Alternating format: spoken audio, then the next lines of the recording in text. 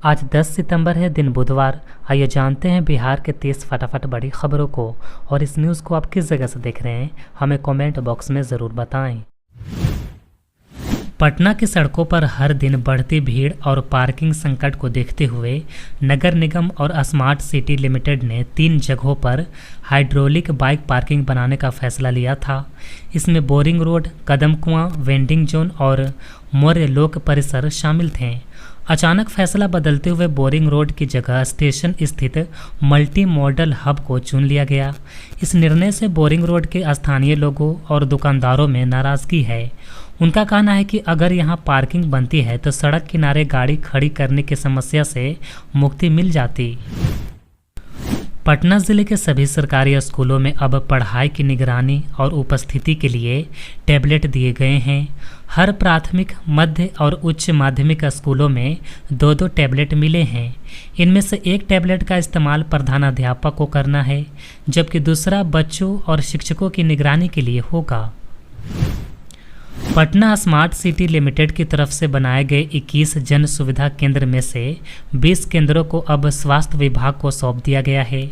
इन केंद्रों को urban health and wellness centre के रूप में विकसित किया जाएगा, जहां शहर के लोगों को स्वास्थ्य से जुड़ी कई जरूरी सुविधाएं मिलेंगी। इन सभी केंद्रों में डॉक्टरों की नियुक्ति कर दी गई है। ये डॉक्टर ओपीडी के जरिए आम लोगों का मुफ्त इलाज करेंगे।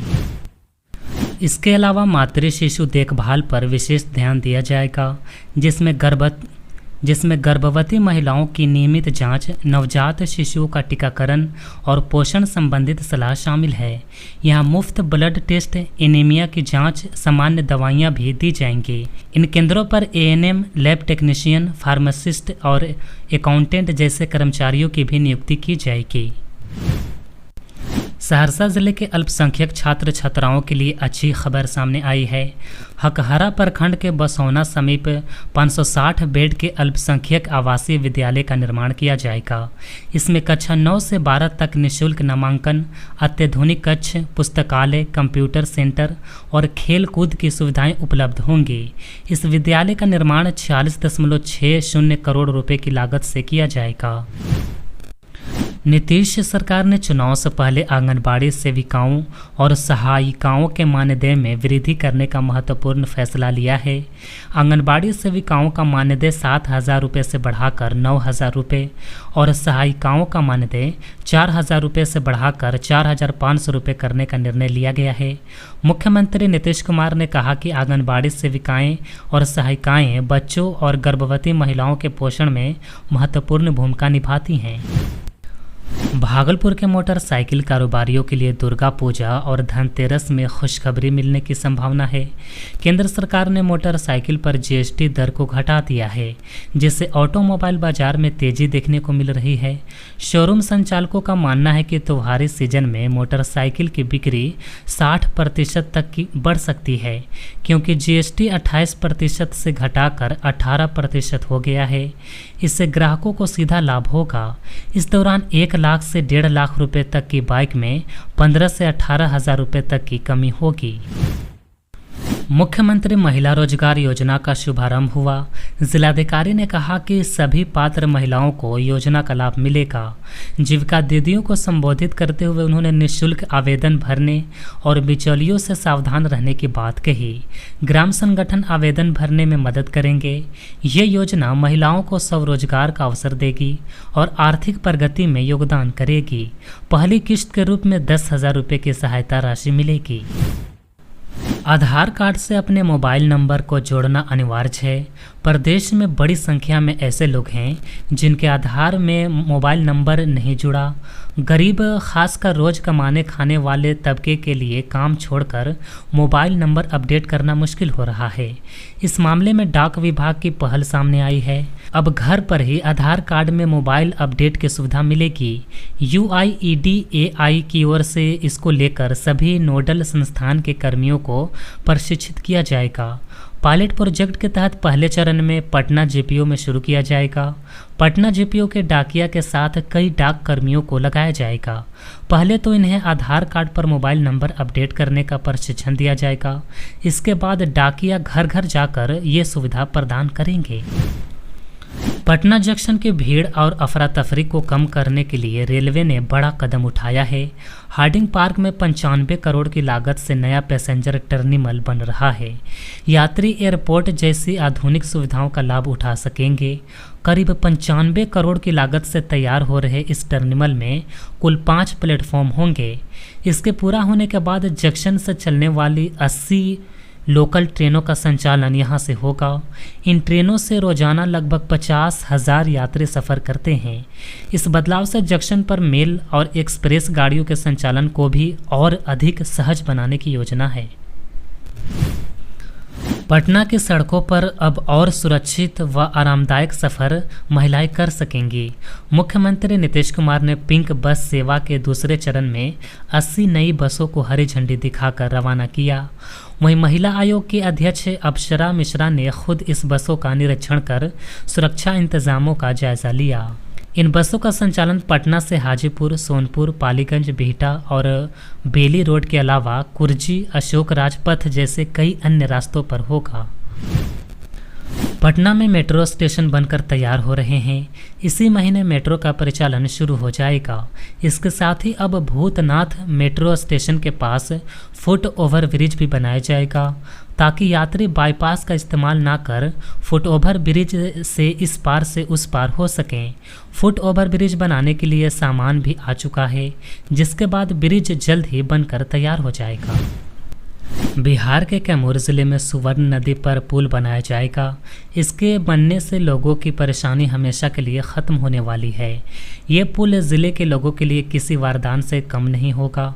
इस पुल की लंबाई 160 फीट और चौड़ाई 24 फीट होगी। इस पुल को लगभग 4 करोड़ 44 लाख रुपए की लागत से तैयार किया जाएगा। पुल तैयार होने के बाद ग्रामीणों की शिक्षा और स्वास्थ्य सेवाओं तक पहुँचना आसान होगी। बिहार चुनाव से पहले राज्य में राजनीतिक गतिविधियां चरम पर है। राजनीतिक दल और उनसे जुड़े नेता एक दूसरे पर लगातार जुबानी हमले कर रहे हैं। नेता प्रतिपक्ष तेजस्वी यादव ने सोशल मीडिया के जरिए भी राज्य की मौजूदा नीतीश सरकार को अक्सर घेरते रहते हैं।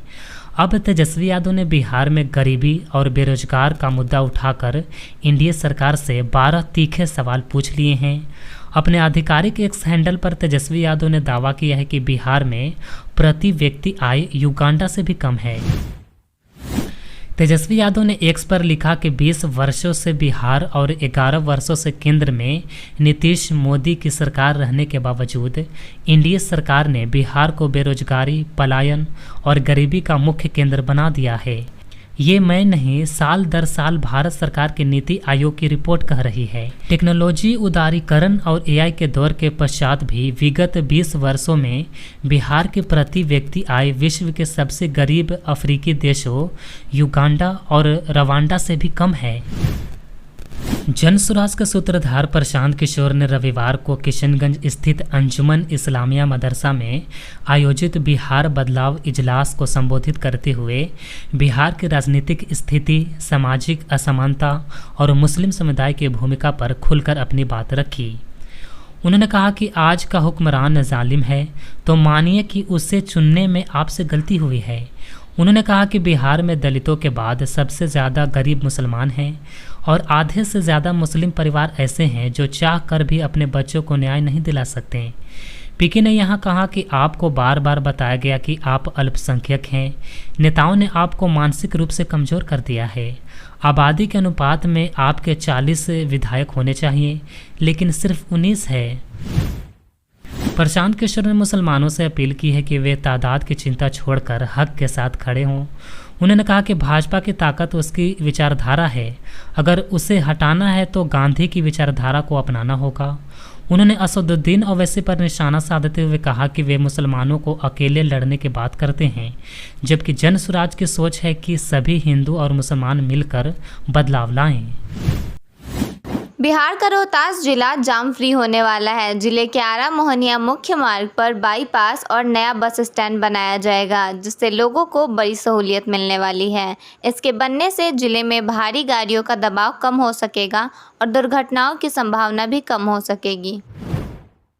पूर्णिया से निर्दलीय सांसद पप्पू यादव ने उपराष्ट्रपति चुनाव को लेकर बड़ा बयान दिया है। उन्होंने कहा कि आज देश के सामने सबसे बड़ी चुनौती लोकतंत्र और संवैधानिक मूल्यों को बचाने की है। यादव ने स्पष्ट कहा कि लोकतंत्र की रक्षा के लिए सभी राजनीतिक दलों और नेताओं को व्यक्तिगत हित से ऊपर उठकर इंडिया गठन के उम्मीदवारों का समर्थन करना चाहिए। उन्होंने भाजपा पर निशाना साधते हुए कहा कि बीते वर्षों में सत्ता पक्ष ने लोकतांत्रिक संस्थाओं को कमजोर किया है। पप्पू यादव ने सत्यपाल मलिक और मौजूदा उपराष्ट्रपति जगदीप धनखड़ के साथ हुए घटनाक्रमों का जिक्र किया और चुनाव आयोग के हालात पर भी सवाल उठाए।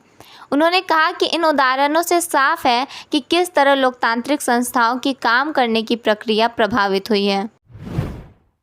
औरंगाबाद और दाऊदनगर में 4 लेन बाईपास का निर्माण किया जाएगा। राष्ट्रीय राजमार्ग मंत्रालय द्वारा फाइनल राशि स्वीकृत होने के बाद इसके निर्माण के लिए निविदा प्रक्रिया शुरू की जाएगी। गया जी में पितृपक्ष मेले के तीसरे दिन प्रेतशिला पर्वत पर पिंडदानियों का सैलाब उमड़ा। देश विदेश से आए श्रद्धालुओं ने अपने पितरों की मुक्ति के लिए तर्पण किया। प्राचीन मान्यताओं के अनुसार यहां पिंडदान करने से अकाल मृत्यु से पीड़ित आत्माओं को शांति मिलती है। प्रशासन ने सुदृढ़ व्यवस्था की है और बुजुर्गों के लिए डोली की व्यवस्था है। राजगीर में आयोजित हीरो एशिया कप 2025 ने न सिर्फ भारतीय हॉकी टीम को ऐतिहासिक जीत दिलाई बल्कि बिहार को भी गर्व का मौका दिया। जीत से उत्साहित मुख्यमंत्री नीतीश कुमार ने हर खिलाड़ी को 10 लाख और सहयोगी स्टाफ को 5 लाख रुपए सम्मान राशि देने की घोषणा की है। मुख्यमंत्री महिला रोजगार योजना के तहत महज 2 दिनों में 40 लाख महिलाओं ने आवेदन किया है। पहली किश्त के रूप में 10,000 रुपये देने का वादा किया गया है। कई जिलों में आवेदन के नाम पर पैसे मांगने की शिकायतें सामने आई हैं।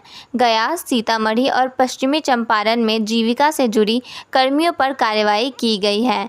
वहीं गया जिले में 2 महिलाओं पर प्राथमिकी दर्ज कराई गई है। भाजपा नेता सैयद शाहनवाज हुसैन ने कहा कि बिहार विकास की राह पर तेजी से आगे बढ़ रहा है। मोदी और नीतीश सरकार ने मिलकर राज्य को नई पहचान दी है। उन्होंने तेजस्वी यादव पर निशाना साधते हुए कहा कि विपक्ष सिर्फ बयानबाजी करता है, जबकि एनडीए सरकार ने जमीनी स्तर पर काम किया है।